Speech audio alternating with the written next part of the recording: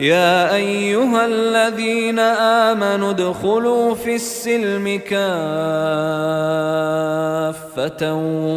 ولا تتبعوا خطوات الشيطان إنه لكم عدو مبين فإن زللتم من بعد ما جاءتكم البينات فاعلموا أن الله عزيز حكيم هل ينظرون إلا أن